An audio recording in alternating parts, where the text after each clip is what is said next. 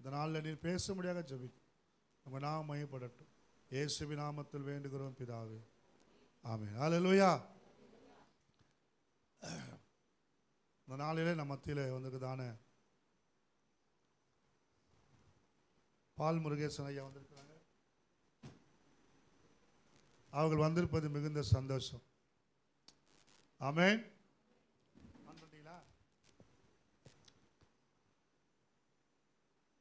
Price the Lord.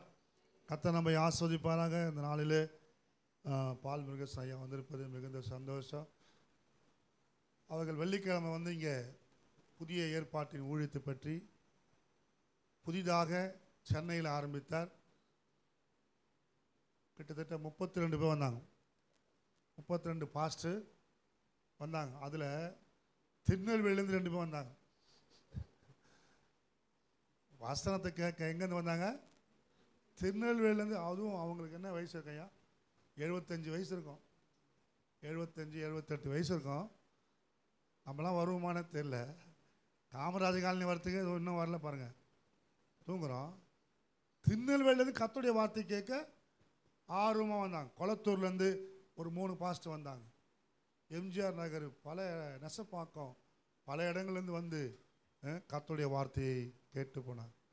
இதை விட pastor George pastor wife, அவங்க சீஃப் டாக்டர், அவங்க வேலையை முடிச்சுட்டு 12:30 மணிக்கெலாம் ஆட்டோவில் வந்து இறங்கி வந்து கர்த்தருடைய வார்த்தையை கேட்குறாங்க.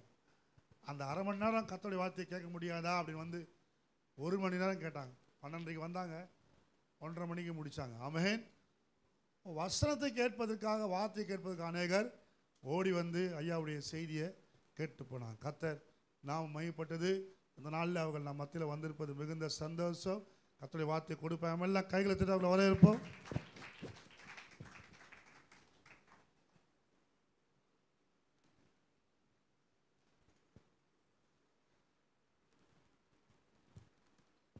தேவனுடைய நாமத்திற்கு மகிமை உண்டாகட்டும். அருமையான ஐயா சொன்னது போல, சென்ற வெள்ளிக்கிழமை புதிய ஏற்பாடு ஊழியர் ஐக்கியம் என்ற ஒரு புது ஐக்கியத்தை, தொடக்கத்தை இந்த சென்னை பட்டணத்திலே நம்முடைய அருமையான புதுவாழ்வு சியோன் சபையில் தொடங்கக்கூடிய ஒரு பாக்கியத்தை ஆண்டவர் எனக்கு கிருபை கொடுத்தார். அருமையான ஐயா அவர்கள் முழு ஒத்துழைப்பு கொடுத்து நல்ல அருமையாய் ஊழியர்களை வர செய்து நல்ல உணவு கொடுத்து பராமரித்து நல்ல ஆதரித்தார். கடந்த 10 ஆண்டு காலமாக இந்த சென்னை பட்டணத்துக்காக எவ்வளவோ தியாகங்கள், கஷ்டங்கள், போராட்டங்கள், பிரயாணங்கள், இவைகள் மத்தியில் இந்த தோமா மரித்த, அப்போஸ்தலனாகிய தோமா மரித்த, இரத்த சாட்சியாகி மரித்த இந்த சென்னையிலே அப்போஸ்தல உபதேசம் சொல்லப்படணுமே என்ற ஒரு வாஞ்சையில் இங்கே ஓடி வந்தபோது என்னை யாரும் ஏற்றுக்கொள்ளலை. என்னைய பற்றி தெரியாது. ஆதி காலத்தில் அப்போஸ்தல பவுல் ரட்சிக்கப்பட்டு வந்தபோது யாரும் நம்பலை, அவரை ஏற்றுக்கல. பர்னபா தான் ஏற்றுக்கொண்டு பல இடங்களில் கொண்டு போய் அந்த பவுலை அறிமுகப்படுத்தி பிரபலப்படுத்தினார். அது மாதிரி எனக்கு அவர் ஜோசுவா தட்சிணாமூர்த்தி அல்ல, பர்னபா ஐயா. எனக்கு பர்னபா அவர் பல ஊழியர் கூட்டங்களில் என்னை கொண்டு போய் புஸ்தகங்கள்லாம் கொடுக்க, பேச வைக்க, அது எதுக்க இன்னும் அதிகமாக சொல்ல முடியாது. அந்த அளவில் அவர் எனக்கு அன்பு பாராட்டினார். அவர் ஊழியத்தின் மேலே உள்ள வாஞ்ச, அப்போஸ்தல அழைப்பு அவருக்கும் இருக்கிறதுனால எனக்கும் இருக்கிறதுனால ஒருமனப்பட்டு எனக்கு ஒத்துழைப்பு கொடுத்தார். கர்த்தருக்கு மகிமை உண்டாகட்டும். இப்போ ரெண்டாவது ரவுண்டில் புதிய ஏற்பாடு ஊழியர் ஐக்கியத்தை இதே சபையில் தொடங்க கர்த்தர் கிருபை கொடுத்தார். இது 2வது ரவுண்டு. முதல்ல அப்போஸ்தல ஊழியத்தை பற்றி சொல்ல வந்தேன். ஒரு ஐக்கியமே இங்கே ஏற்பட்டு நடந்துக்கிட்டு இருக்கு. அப்போஸ்தல ஊழியர் ஐக்கியம்னு இங்கே ஏற்படுத்தி நடந்துக்கிட்டு இருக்கு. அதில் ஒரு சில நேரங்களில் நான் பேசியிருக்கிறேன். அதில் ஐயா பொறுப்பாக இருக்கிறார், சந்தோஷம். அதே போல் 2வது ரவுண்டில் ஏற்படுத்தின இந்த புதிய ஏற்பாடு ஊழியத்தை பற்றியும் இன்னும் கொஞ்சம் மெச்சூரிட்டியாக நீங்கள் வளரணும், இன்னும் கொஞ்சம் அதிகமாக நடந்து கொள்ளணும் என்பதை என்னுடைய வாஞ்சை. இப்போ ஐயா பேசும்போது கூட பழைய ஏற்பாடு புதிய ஏற்பாடு என்ற வார்த்தையை யூஸ் பண்ணார். முந்தி அப்படி சொல்ல மாட்டார். அப்போ அவர் அந்த இதை உள்வாங்கிறாரு. அந்த வெள்ளிக்கிழமை கூட ஊழியர் கூட்டத்தில் பார்த்தீங்கன்னா எல்லா ஊழியர்களையும் நீங்கள் ஷேர் பண்ணுங்கள், ரூபாயை கொடுத்து காணிக்க கொடுத்து ஒத்துழைப்பு கொடுங்க, இந்த கூட்டத்தை தொடர்ந்து நடத்தணும்னு சொல்லி ரொம்ப உற்சாகப்படுத்தினேன். நான் எதிர்பார்க்கல, நான் இதோட முடிச்சுட்டு போகலாம்னு தான் நினைந்தேன், இதோட நமக்கு லாஸ்ட்டுன்னு. அவர் அதை தொடங்கி இன்னும் தொடர்ந்து நடத்தணும்னு வாஞ்சிக்கிறார்.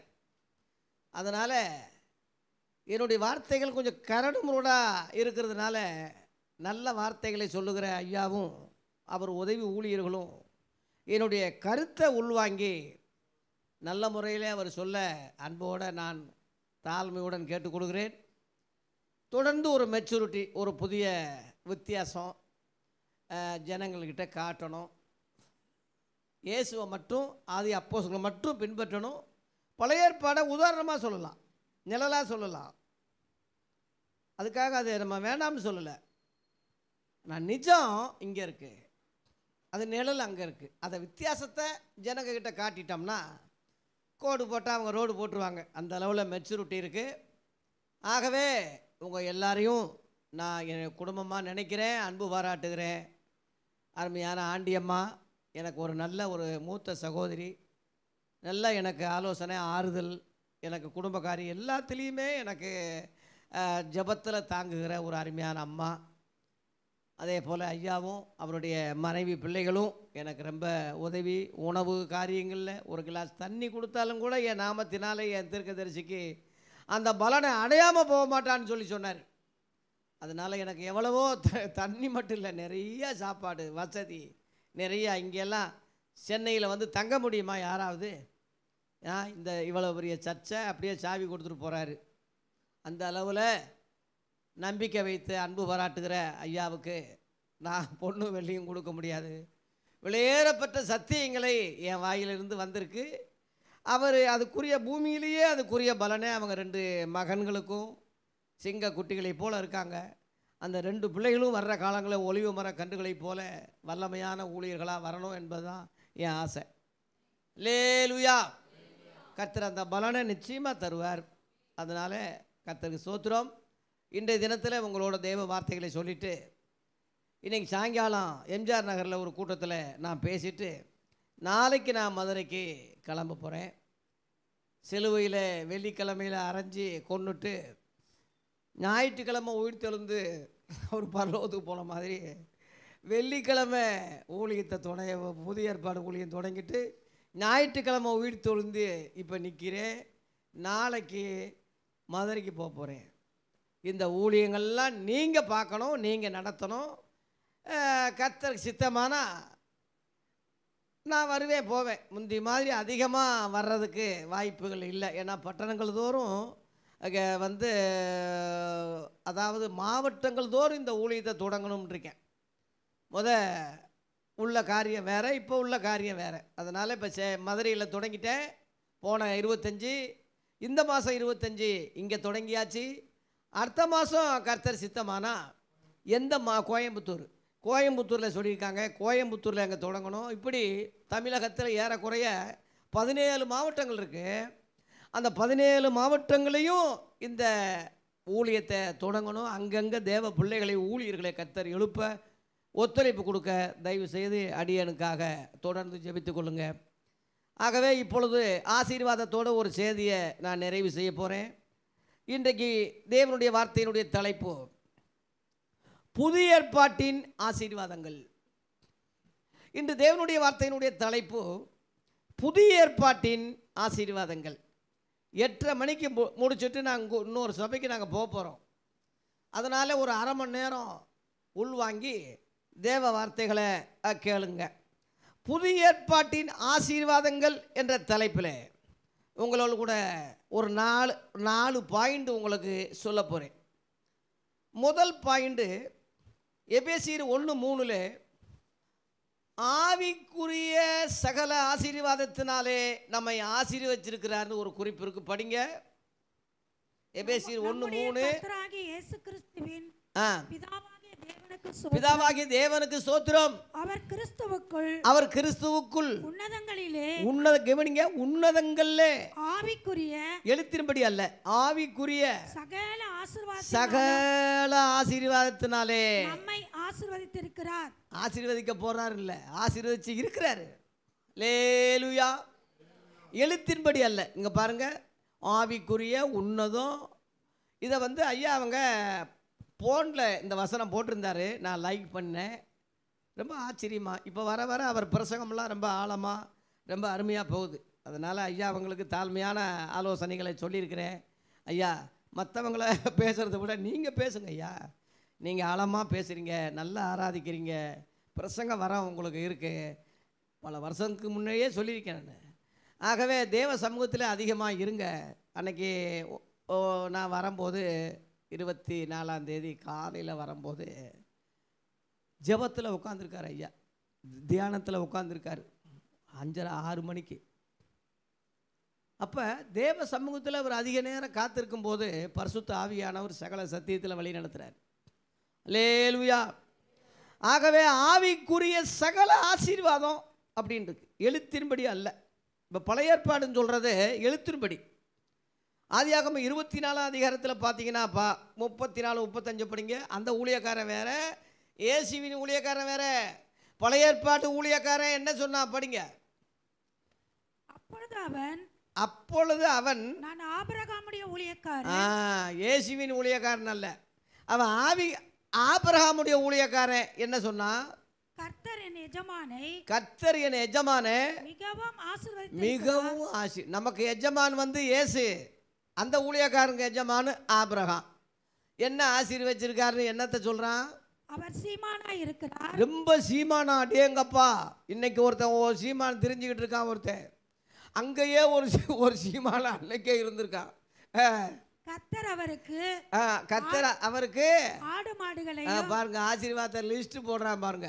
ஆடு மாடுகளையும் வெள்ளியும் பொன்னையும் வேலைக்காரரையும் வேலைக்காரிகளையும் கழுதைகளையும் கொடுத்திருக்கிறார். கழுதைகளையும் ஒட்டகங்களையும். இதுதான் ஆசீர்வாதம். ஏதாவது ஆவிக்குரிய வகையில் அவன் சொன்னான்னு பாருங்க, எல்லாம் எழுத்தின்படி தான்.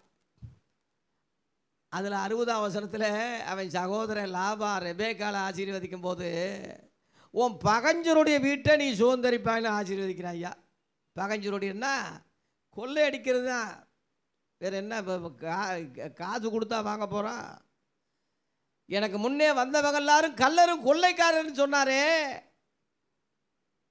கொள்ளை அடிக்கிறது தானே. ஆபிரகாம் லோத்துக்காக சண்டையிட்டு கொள்ளையிட்டு வந்தான் இருக்கு. அந்த கொள்ளையிட்டதில் தசமபாகம் எடுத்து கொடுத்தான் இருக்குய்யா. அதனால் பழைய ஏற்பாடு காலங்கள் கொள்ளையடிக்கிறது, கொலை செய்கிறது, திருடுறது சர்வசாதாரணம். அதை போய் இன்றைக்கி நம்ம சொல்லிக்கிட்டு தெரிய முடியுமா? கொலைக்காரங்களையும் அது எழுத்தின்படி உள்ள ஆசீர்வாதம். இப்போ மியான்மர் நாட்டில் போன மாதம் பார்த்தீங்க, ஏகப்பட்ட வெள்ளச்சேதம், கட்டடங்கள் அழிவு, காருகள்லாம் சோப்பு டப்பா மாதிரி மிதங்கிட்டு போகுது. இந்த பாகிஸ்தானில் பாருங்கள், ஏன் வட இந்தியாவில் பாருங்கள், ஏன் அமெரிக்காவில் பாருங்கள், எவ்வளவு காரியம். நம்ம தமிழ்நாட்டில் கூட ஆடு மாடுகள்லாம் செத்துக்க மிதந்துச்சில்ல ஒரு காலத்தில்.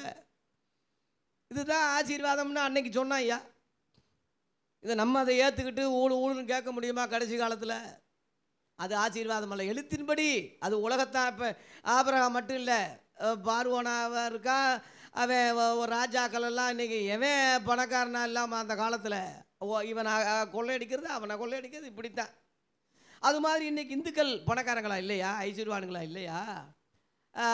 முஸ்லீம்கள் இல்லையா? அடேங்கப்பா, ரூம்பு அந்த பாத்ரூம்பே தங்கத்தில் வச்சுருக்கான் யா குவைத்தில்.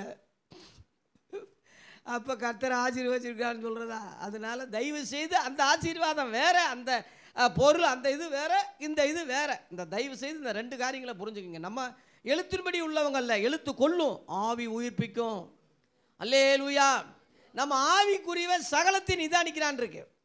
ஆகவே இந்த ஆவிக்குரிய இந்த ஆசீர்வாதம் தான் ஐஸ்வர்யத்தை கொடுக்கும். இப்போ பழைய ஏற்பாட்டில் ஒரு வசனம் இருக்கு இல்லையா, நீதிமொழிகள் 22:10 கர்த்தருடைய ஆசீர்வாதமே ஐஸ்வர்யத்தை தரும், அதோட வேதனையை கூட்டாருன்னு இருக்கு இல்லையா. அது புதிய ஏற்பாட்டு ஆவிக்குரிய ஆசீர்வாதத்தையும் ஐஸ்வர்யத்தை பற்றி தான் அங்கே சொல்லியிருக்கே தவிர எழுத்தின்படி அல்ல.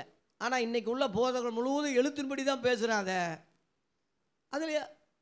அதில் வந்து வருத்தம் இருக்குது, துன்பம் இருக்குல்ல. எழுத்தின்படி உள்ள காரியங்களுக்கு இன்றைக்கி சங்கிலி நிறையா போட்டு போனால் அத்துட்டு போகிறான். எல்லாம் ரொம்ப இவ்வளோ பணம் இருந்தால் போலீஸ்காரன் வீட்லேயே கொள்ளையடிக்கிறான். ஐயா வீட்டு டூருக்கு போனால் பீரோவில் உடச்சி போனால் அவரே பாவம் காவல்காரர், அவரே எல்லாருக்கும் உதவி செய்கிறவர், அவர் வீட்லேயே கொள்ளையடிச்சிட்டு போகிறான். ஆகவே இவைகள் முழுவதும் உலக பிரகாரமான எழுத்தின்படி உள்ள பணம் பொண்ணு வெள்ளி தான், ஆனால் ஐஸ்வர்யம் தான். ஆனால் ஆவிக்குரிய வகையில் இந்த எபேசியர் 1:3 நீங்கள் படிச்சிங்களே ஆசீர்வாதம், அந்த ஆசீர்வாதமே ஐஸ்வர்யத்தை கொடுத்ததாக 7 போட்டிருக்கு. கிருபையின் ஐஸ்வர்யம் என்னது? அவருடைய கிருபையின் ஐஸ்வர்யத்தின்படி இவருடைய இரத்தத்தினாலே பாவ மன்னிப்பாகிய மீட்பு இவருக்குள் நமக்கு கிடைச்சிருக்கு. அல்லேலூயா. இந்த ஐஸ்வர்யம், இந்த கிருபையின் ஐஸ்வர்யம் நமக்கு என்ன கொடுக்குது? பாவ மன்னிப்பின் நிச்சயம். பெர்க்மானஸ் ஐயா அருமையாக ஒரு பாட்டு பாடியிருக்கிறாரு. பாவ மன்னிப்பின் நிச்சயத்தை பெற்றுக்கொள்ள வேண்டும். அருமையாக நல்ல பாடல்கள் நம்ம பாராட்டி தான் இருக்கணும். பாவ மன்னிப்பு நிச்சயம் பாராட்டினா பரலோகம் போக முடியாதப்பா. லேலுயா. அதில் 18 மகிமையின் ஐஸ்வர்யம்னு போட்டிருக்கு. அதுலேயே மகிமையின் ஐஸ்வர்யம், மகிமை மேல் மகிமை அடைந்து மறுரூபமாக வாழ்ந்துருக்கு. அதில் 2:4 இரக்கத்தில் ஐஸ்வர்யம் இருக்கு. எபிரேயர் 10:28 இரக்கமில்லாத ஊழியம் செஞ்சான்னு மோசேன்னு போட்டிருக்கு. இரக்கமில்லாமே 2-3 சாட்சி வாதிலா சாகுறானே, கல்லறிஞ்சு கொள்ள சாகுறானே அப்படின்னு போட்டிருக்கு. ஆனால் இயேசுவின் உபதேசம் இரக்கமுள்ளவர்கள் பாக்கியவான்கள், அவர்கள் இரக்கம் பெறுவார்கள். லேலுயா. அதில் எபேசியர் 2:6 மேன்மையின் ஐஸ்வர்யம் இருக்கு. மேன்மை, இந்த உலகம் இன்மை, அது மறுமை, அது மேன்மை. பூமியில் உள்ளவைகள் அல்ல, மேலானவைகளையே நாடுங்கள் என்பது தான் மேன்மை ஒரு மனிதனுக்கு. இதுதான் ஐஸ்வர்யம்னு போட்டிருக்கு. இன்னும் நிறையா இருக்குது, நேராக சொல்ல விசுவாசத்தின் ஐஸ்வர்யம் இருக்குது, நற்கிரிகளில் ஐஸ்வர்யவான்களான் இருக்குது, நிறைய ஐஸ்வர்யம் இருக்குது. இம்மைக்குரிய ஐஸ்வர்யம், ஒளிமைக்குரிய ஐஸ்வர்யத்தை பற்றி இயேசு ஐயோன்னு சொன்னார். ஐஸ்வர்யவான்களே உங்களுக்கு ஐயோன்னு சொன்னார். இம்மைக்கு உலக பிரகாரமான ஐஸ்வர்யவான்கள் பரலோகத்துக்கு வர்றது அரிதுன்னு சொன்னார். தேவ பிள்ளைகளே, எழுத்தின்படி உலக பிரகாரமான ஐஸ்வர்யத்தின் மேல் உள்ள நம்பிக்கை, பொருளாசை குறித்து எச்சரிக்காருங்க. ஒருவனுக்கு திரளான ஆஸ்தி இருந்து அது அவனுக்கு என்ன இல்லை? ஜீவன் அல்லன்னு சொன்னார். ஆகவே 1வது பாயிண்ட்டு, ஆவிக்குரிய சகல ஆசீர்வாதம் என்பது கிருபையின் ஐஸ்வர்யம், மகிமையின் ஐஸ்வர்யம், இரக்கத்தில் ஐஸ்வர்யம், மேன்மையின் ஐஸ்வர்யமாகியும் எபேசியிலேயே அதெல்லாம் இருக்கிறதுனால சொல்கிறேன். இப்படிப்பட்ட ஐஸ்வர்யத்தில் வேதனை இருக்கா? துன்பம் இருக்கா? இன்பந்தாயா இருக்கு. ஆனால் எழுத்தின்படி ஐஸ்வர்யத்தில் துன்பம் இருக்குது, போராட்டம் இருக்குது, களவு இருக்குது, கச்சேரி இருக்குது, ஏகப்பட்ட துன்பம் இருக்குது. நிம்மதி தூக்கமே அவனுக்கு வராது. அந்த மாதிரி உள்ளது எழுத்தின்படி அல்ல.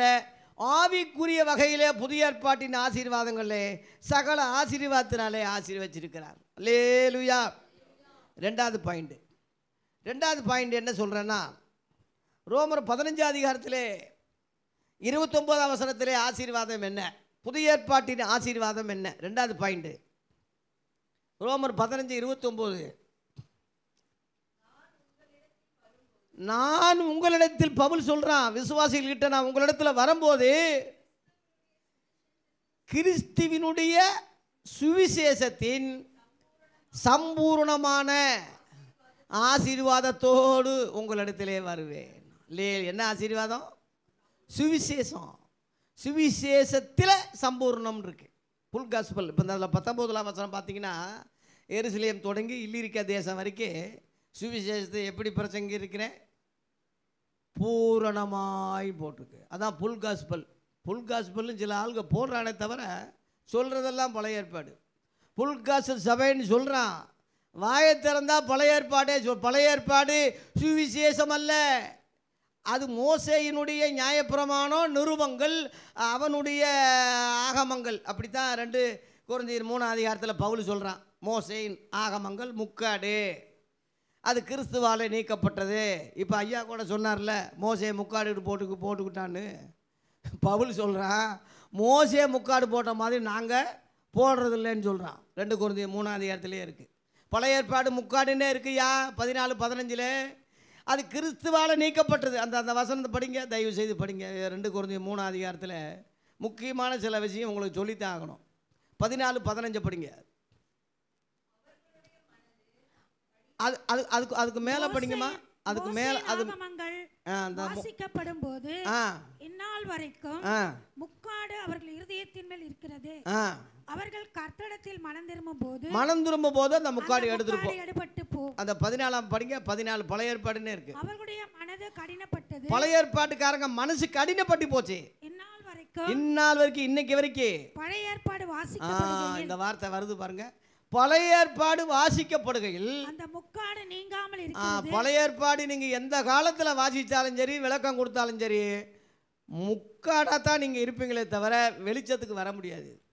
கிறிஸ்துவினாலே நீக்கப்பட்டது. கிறிஸ்துவாலே நீக்கப்பட்டது. லேலுயா. உன் பிரசங்கத்தில் நீக்கப்பட்டிருக்கா, உன் சபையில் நீக்கப்பட்டிருக்கா, உங்க ஊழியத்தில் அந்த பழைய ஏற்பாடு முக்காடு நீக்கப்பட்டிருக்கா?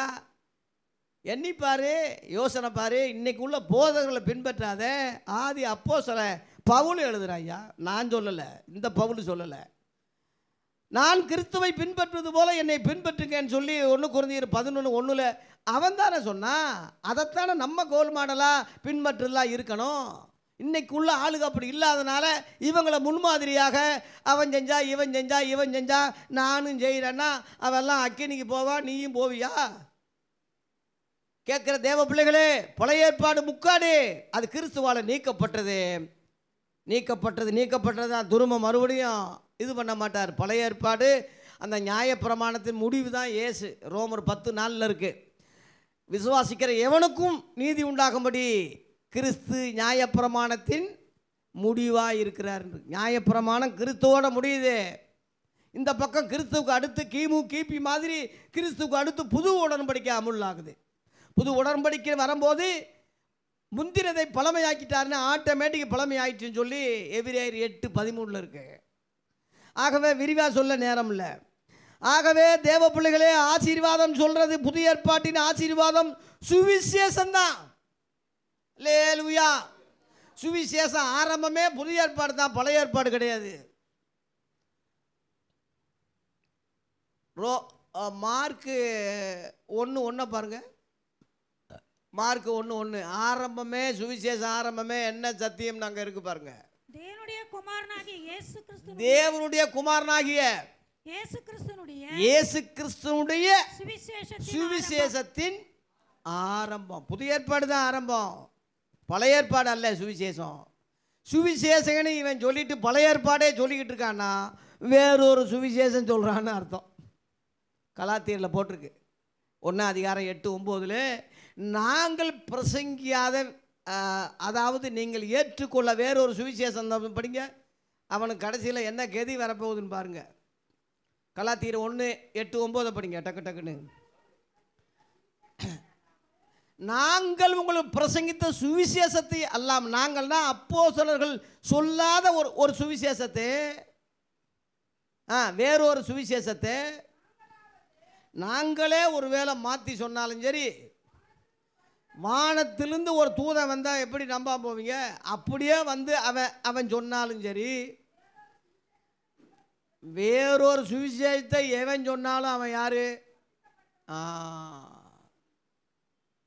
அந்த பவுல் சொல்கிறான், இந்த பவுல் சொல்லலை. அந்த பவுல் சொன்னது இந்த பவுல் சொல்கிறதே இப்போ குற்றமாக இருக்கு. இல்லை 9 பாருங்க, 9 வசனம். முன் சொன்னது போல மறுபடியும் திரும்ப திரும்ப திரும்ப திரும்ப அதை சொல்கிறான். ஐயா என்ன சொல்கிறான்?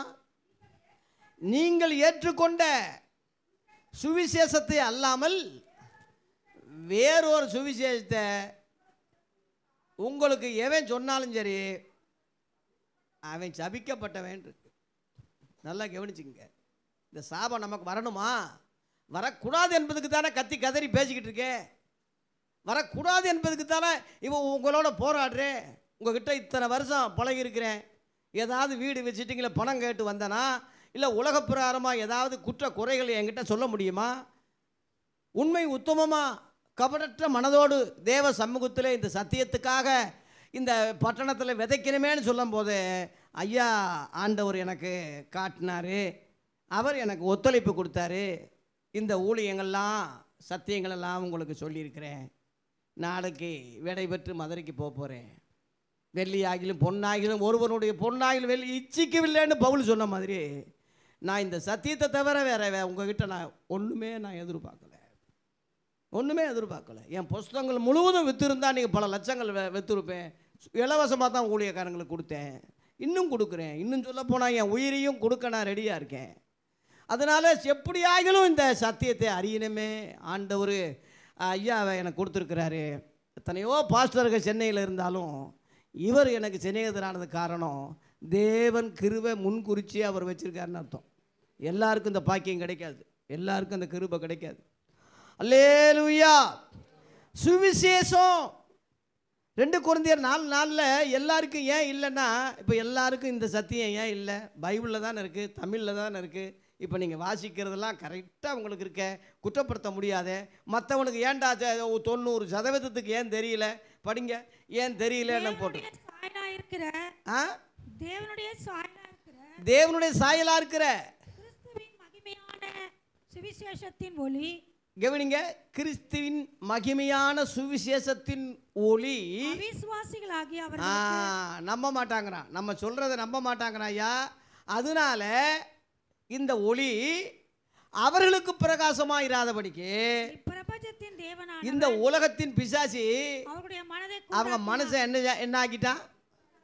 இதான் பாயிண்ட். 90% பாஸ்டர்களுக்கு ஏன் தெரியலன்னா, அவன் இதை நம்பாதனால, இந்த சுவிசேஷத்தை ஏற்றுக்கொள்ளாதனால, பழைய ஏற்பாடுக்கும் புதிய ஏற்பாடுக்கும் வித்தியாசம் தெரியாதனால, படித்தாலும் அவன் மண்டையில் ஏறாதனால, இயேசு பக்கத்தில் இருந்தாலும் உணர்வு இல்லாமல் சீசர்கள் இயேசுகிட்டேயே குற்றஞ்சாட்டின மாதிரி பேசின மாதிரி, அவங்க இருதயம் கொழுந்து விட்டு எரிஞ்சாலும் இயேசுவின் வார்த்தைகளை அவங்களுக்கு தெரியாதபடி மந்த இருதயமாக இருந்த மாதிரி, இன்றைக்கி விசுவாசியாதனால பிசாசிக்கு அதான் சாக்கா போச்சு. எல்லாருடைய மன கண்களை என்ன செஞ்சிட்டான்? குருளாக்கிட்டான். குருட்டு. அதனால குருட்டு நாயின்னு சொல்கிறேன். என்னை கோவிக்கிறீங்க இவன் நாயின்னு சொல்கிறார். நீ என்ன எப்படி சொல்கிறது? ஒரு 4 தடவை 3 தடவை சொல்லி 2000 வருஷம் ஆகுது இன்னும் தெரியலன்னா வையாமல் என்னடா செய்ய? அப்போயாவது உணர்வு வரட்டுமே, திட்டம் வரட்டுமே. என் பிள்ளை ரொம்ப கீழ்ப்படியாமல் போகும்போது என்னால் வையாமல் அடிக்காமல் இருக்க முடியலையே. வையானா கெட்ட வார்த்தை கிடையாது, அதுவும் வசன அடிப்படையில் அன்னைக்கு உள்ளவங்க வஞ்சது தான் இன்றைக்கி நான் வைகிறேன். அதையே கையாண்டு. ஆகவே என்னைய பிடிக்காட்டினா வசனத்தை, நான் சொன்ன வசனத்தை பிடிக்கலன்னு அர்த்தம். வசனத்தை பிடிக்கலன்னா அந்த பவுலியும் பிடிக்கல, அந்த பேதுருவும் பிடிக்கல, இயேசுவும் பிடிக்கல, சுவிசேஷம் பிடிக்கலன்னு தானே அர்த்தம். நான் அதைத்தானே சொல்கிறேன். ஆகவே சுவிசேஷத்தின் மகிமை. லேலுயா. 1 பேதுரு 4ஆம் அதிகாரத்தில் ஒரு பெரிய டேஞ்சர் இருக்குது. 17ஆம் வசனத்தில் பெரிய ஆபத்து இருக்குது இன்றைக்கி உள்ள ஊழியர்களுக்கெல்லாம். என்ன ஆபத்து? படிங்க. நியாயந்தீர்ப்பு தேவனுடைய வீட்டில் துவங்கும் காலமாக இருக்கிறது. முந்தி கவனிங்க, முந்தி நியாயந்தீர்ப்பு கடைசி ஜட்ஜ்மெண்ட்டில் எல்லாரையும் உலக மக்களெல்லாம் நிற்க வச்சு முந்தி எங்கே தொடங்குவார்? தேவ வீட்டில் தான், விசுவாசிகள் தான், சபை தான், போதகிட்ட தான் தொடங்குவார். அப்படி தொடங்கும் போது கவனிங்க, தேவனுடைய சுவிசேஷத்துக்கு கீழ்ப்படியாதவருடைய முடிவு என்னமா இருக்கும்? ரொம்ப பயங்கரமாக இருக்கும். முடிவு ரொம்ப பயங்கரமாக இருக்கும். அதுக்கு தானே இன்னைக்கு அந்த முடிவு வரக்கூடாதுன்னப்பா கத்திக்கிட்டு இருக்கேன். ஆகவே சுவிசேஷம் பரிபூர்ண ஆசீர்வாதம். புதிய ஏற்பாட்டின் சுவிசேஷம் பரிபூர்ண ஆசீர்வாதம் புதிய ஏற்பாட்டில் தான் ஆரம்பமாகுது. இதை இந்த 4 சுவிசேஷங்களை நல்லா படித்து ஆராய்ச்சி பண்ணி இந்த உள்ள ஆசீர்வாதங்களை பெற்றுக்கொள். 2. மூன்றாவதாக, இயேசு நமக்குள் இருப்பதே ஒரு ஆசீர்வாதம். புதிய ஏற்பாட்டின் ஆசீர்வாதங்கள் என்ற தலைப்பில் பேசிக்கிட்டு இருக்கேன். 3வது பாயிண்ட் லூக்கா 1:41-42 படிங்க.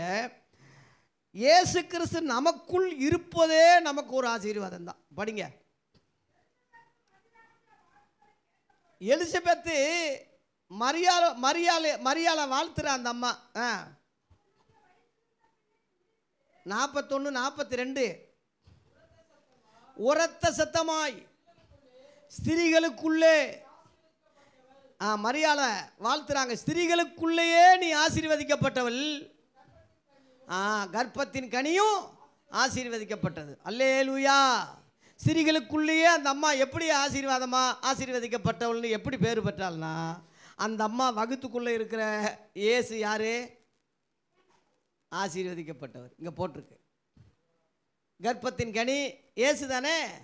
அந்த இயேசு மாம்சத்தின்படி உள்ளே இருக்காரு.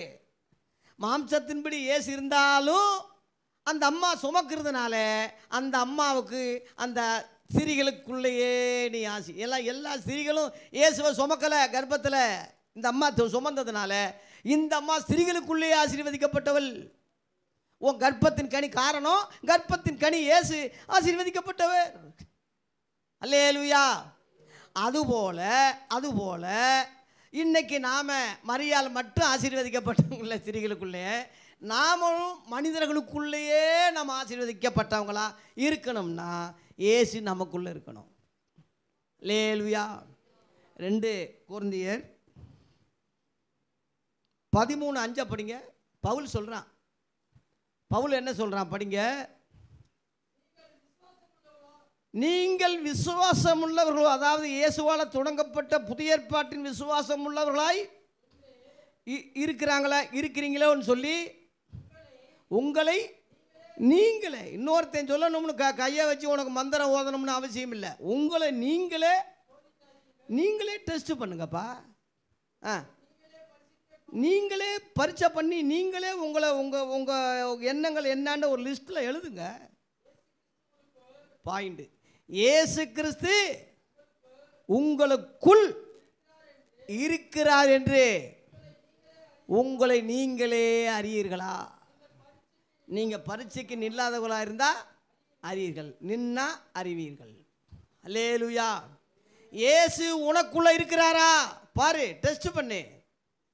உனக்குள்ள இருந்தா நீ யாரு? ஆசீர்வதிக்கப்பட்டவன். மனிதர்களுக்குள்ளேயே, உலகத்தில் உள்ள எல்லா நாடுகளிலும் மனிதர்களுக்குள்ளேயே நீ ஆசீர்வதிக்கப்பட்டவன் உனக்குள்ள இயேசு இருந்தால். அதனால தான் அநேக அந்த கதவை தட்டிக்கிட்டு இருக்காரு. வெளிப்படுத்தல் 3:20 இதோ வாசப்படி கதவை தட்டுறேன், ஒருவன் என் சத்தத்தை கேட்டு கதவை திறந்தா அவனுக்குள்ளே போயிடுவேன்னு சொல்கிறாரு. அவ்வளோ வாஞ்சையாக இருக்கார் ஐயா. நியாயந்திருப்பனால நீ தட்டுவே, அவர் திறக்க மாட்டார். இன்றைக்கி அவர் தட்டிக்கிட்டு இருக்காரு உனக்கு. அப்பேற்பட்டவரே வந்து தட்டுறாரு ஐயா. வீடுகள் தோறும் முதல்வர் திட்டம்னு வீடு வீடாக வர்றாரு முதல்வர். பாவம் பஞ்ச வந்து ஆஸ்பத்திரியில் அவருக்காக ஜெபம் பண்ணுங்க, நல்லா இருக்கட்டும். நம்ம முதல்வர் நல்லா இருக்கணும், அவர் நீடோடி வாழ்க்கை வாழணும். அதனால் இப்போ சொல்கிறேன், வீடுகள் தோறும் முதல்வரே வர்றாரேன்னு ஜனங்க ஆச்சரியப்பட்ட மாதிரி உலக ரட்சகரே உன் பக்கத்துல தட்டிக்கிட்டு இருக்காரு. அல்லேலூயா. நீங்கள் என்னிலும் நான் உங்களிலும் நிலைச்சிருந்தால், அல்லேலூயா, அவர் நமக்குள்ளே இருப்பதே நமக்கு என்னது? ஆசீர்வாதம். டிவி இருப்பது, பங்களா இருப்பது, கார் இருப்பது, பைக் இருப்பது, ஸ்பெஷல் கார் இருப்பது, கோடி கணக்கில் ஒருத்தன் பணம் கார் வச்சுருக்கானா, இது ஆசீர்வாதம் இல்லைப்பா. இது சோப்பு டப்பா மாதிரி மிதங்கிடும் ஒரு காலம். நம்ம சென்னையில் ஒரு தடவை மிதங்கிச்சு இல்லை சுனாமியில், அந்த மாதிரி மிதங்கிறது உனக்கு ஆசீர்வாதம் இல்லை. இயேசு உனக்குள்ளே இருக்காரா என்பது தான் ஆசீர்வாதம். லேலுயா. ஆகவே 3வது சொல்லிட்டேன். 4வது நேரத்தை கருதி வேகமாக முடிக்கிறேன். 4வதாக வலதுபுறத்தில் கடைசி ஜட்ஜ்மெண்ட்டில் இயேசுவின் வலதுபுறத்தில் நீ நின்னா நீ ஆசீர்வதிக்கப்பட்டுவேன்.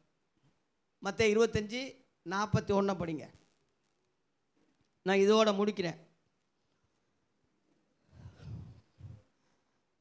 மத்தேயு 25:34 படிங்க. 34.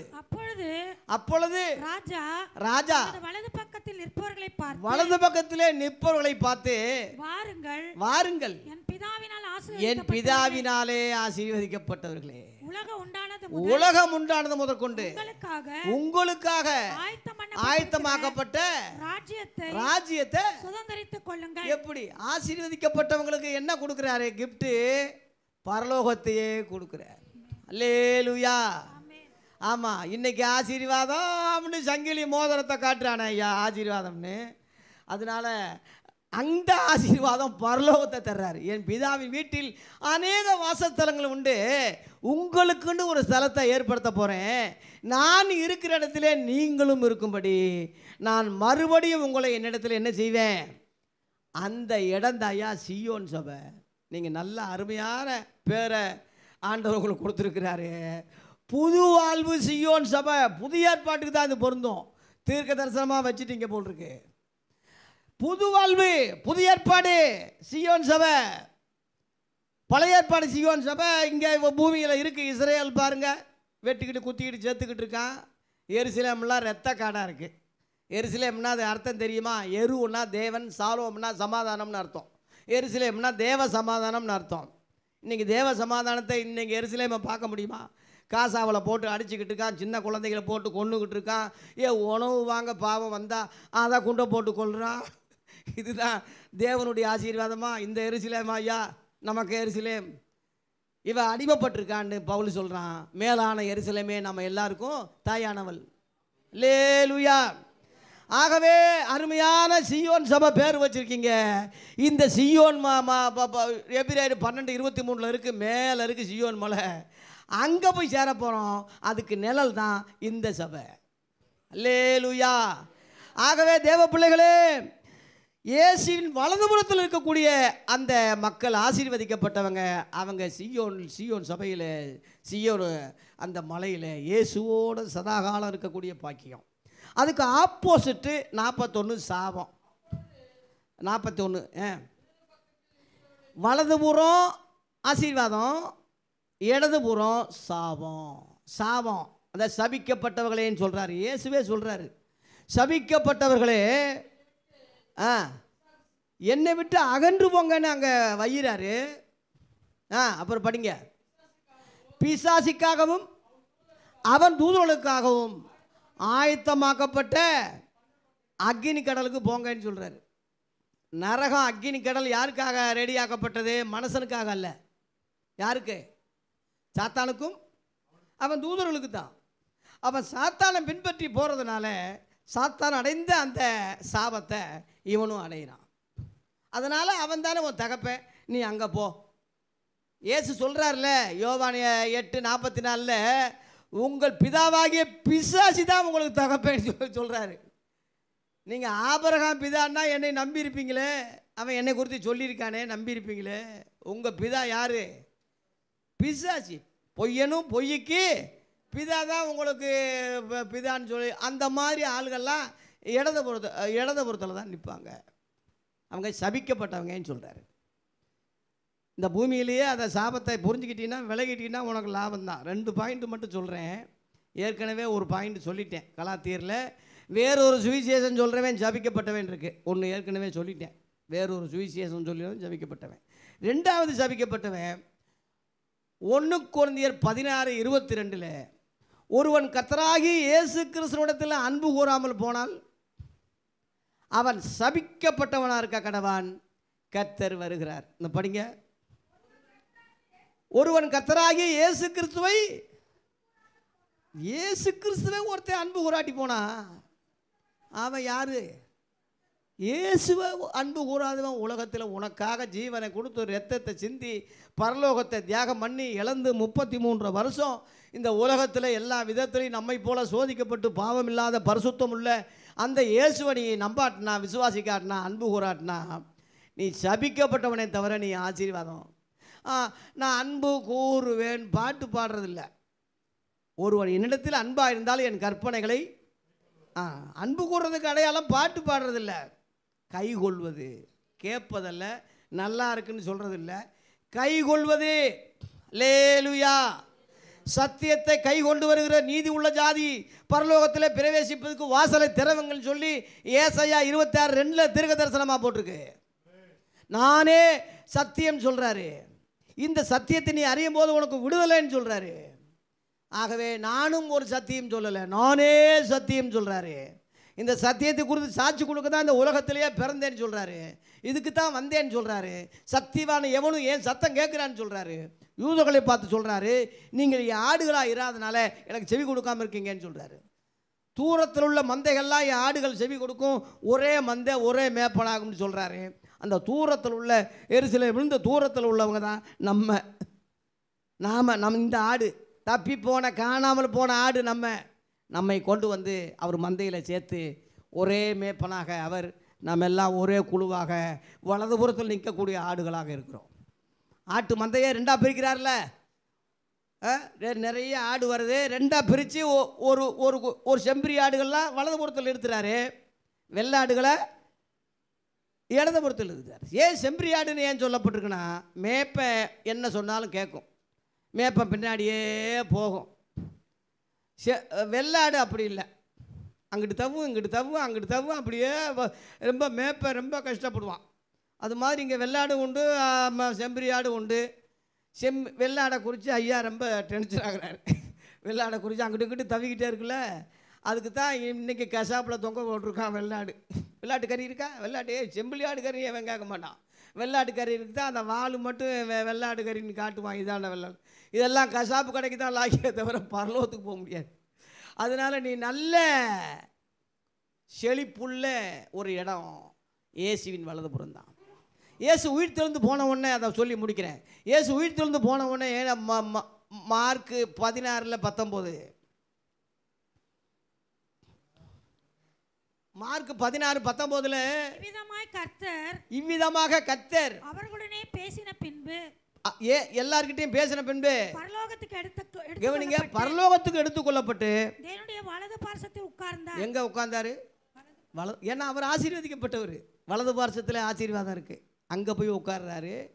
ஸ்தேவான் கூட வலதுபுறத்தில் நிற்கிறதை காண்கிறேன்னு சொல்கிறான்.